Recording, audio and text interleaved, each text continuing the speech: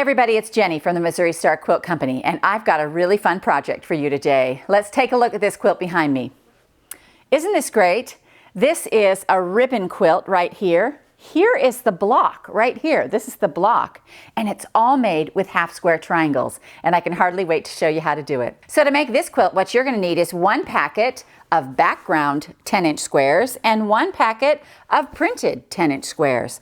You're also going to need 3/4 of a yard for this inner border and 1.5 yards for that outer border, and that outer border is 5.5 inches, and it's going to make a quilt that is 78 by 86. About 78 by 86.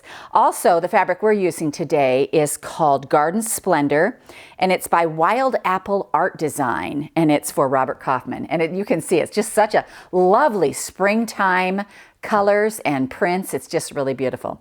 So to make this quilt, what you're going to do is you're going to take a 10-inch square, just like this, and we're going to draw our lines corner to corner on it.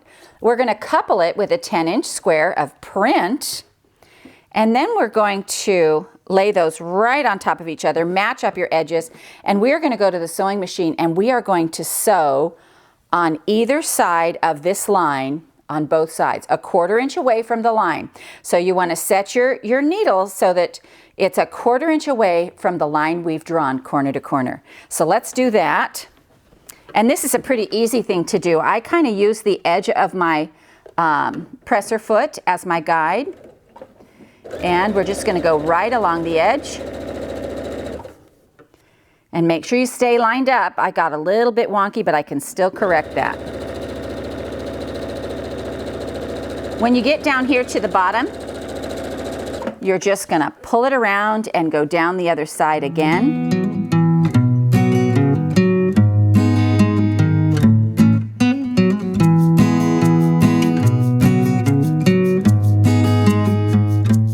Alrighty, now we're ready to cut our square. Now I'm going to bring up my rotating mat. That's going to make it a lot easier. And lay my square on here.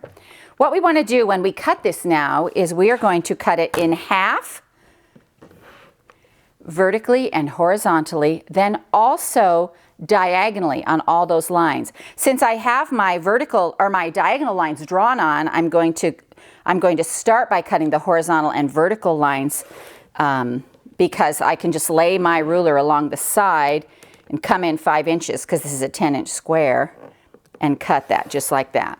All right, now without moving your blocks, we're going to come over here and we are going to cut on our diagonal lines just like that on both sides. And with this method, we are going to get 8 half square triangles. So that's a pretty good use of time and fabric. We're going to get 8 of these, and we're going to bring these over to the iron and iron them. I'm going to put this back down, and then we're going to iron it over here. Alrighty.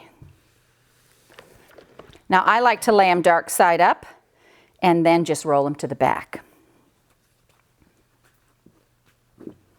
When I have them dark side up like this, I can really just about set all the seams with one fell swoop.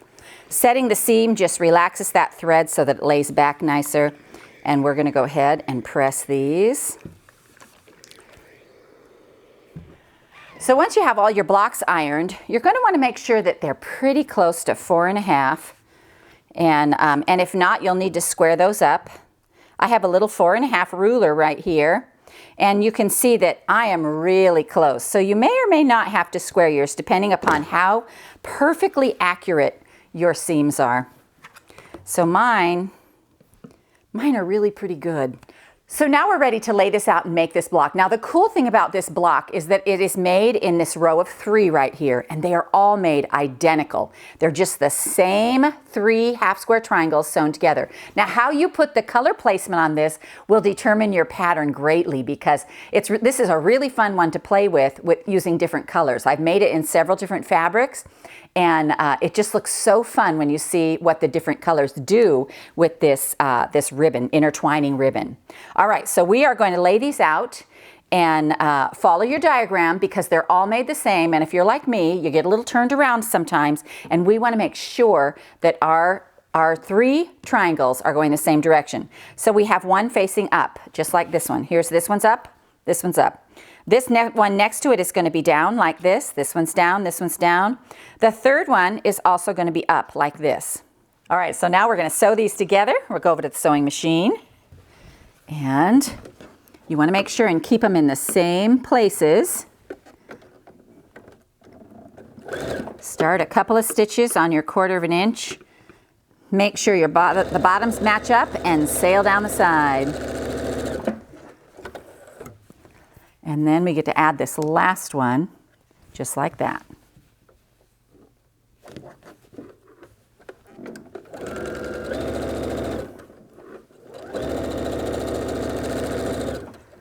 Alrighty. Now you're going to do this to all your half square triangles. Just 3 in a row that lays out just like this. I'm just going to press these back. And you're just going to have all your rows all stacked up like this. Now you're ready to put your block together, and this is our block right here. We're going to turn these so they come together this way. And then look how we have this ribbon that makes that ribbon look. So we're going to put these right sides together, and we are going to nest these seams right here. So let me clip this thread. So make sure that one of your seams is going one way, one the other, so that this part right in here, it just lines up real nice with each other. All right, so we'll go to the sewing machine and sew this together to make our block. And I'm going to line these up, make sure they're set on there, line them up to my 1/4 inch line, and stitch a few stitches, and then I'm going to come down here to my first seam where my seam comes together, and make sure that one seam is going one way, one's going the other, and that they are nested up tight, so it makes a nice little tight seam.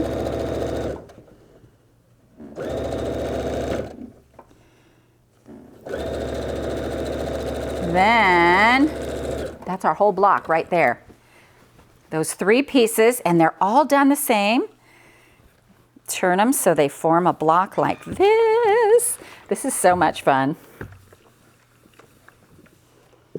Alrighty, this is your block right here. Right here. So here's how it goes in the quilt right here. Just like that. So let's take a look at the quilt and let's talk about how we did this, because really all we did was sew these 2 together. See how now, see this continual line right here that's happening? And it will happen as we sew each block together. So we have 1, 2, 3, 4, 5, 6, 7, 8 blocks in a row. Because we've made them long, you know, we're doing 6 rows down, but 8 across, long ways like that. So it looks really cute, and all we're doing is sewing those rows together. There's no sashing, no nothing else, just these rows, and it makes this. When I saw this row, right away I thought, you know, sometimes some quilts lend themselves to a second project. For me, that second project was a table runner. I just saw this as a really cute little table runner, and we've got this one here. See how that's going to look on your table for spring? That's going to be so cute. And these are just 4 blocks that are sewn together end to end to end, and it makes this darling little table runner. So you can get a little bonus project as well. I actually even did some out of Christmas fabric for my Christmas gifts, and so it just makes a really cool project. So just remember, all you're doing is making all your rows the same, just like this, lining them up. Watch the diagram, put 2 of those together to make this block, then just sew all your blocks together, and you've got an awesome quilt. And we hope you enjoyed this tutorial on the ribbon quilt from the Missouri Star Quilt Company. I almost forgot the backing. Now to back a quilt this size, you're going to need 7 1/4 yards of 45-inch fabric, and look how cute ours is. Thanks for watching. We'll see you later.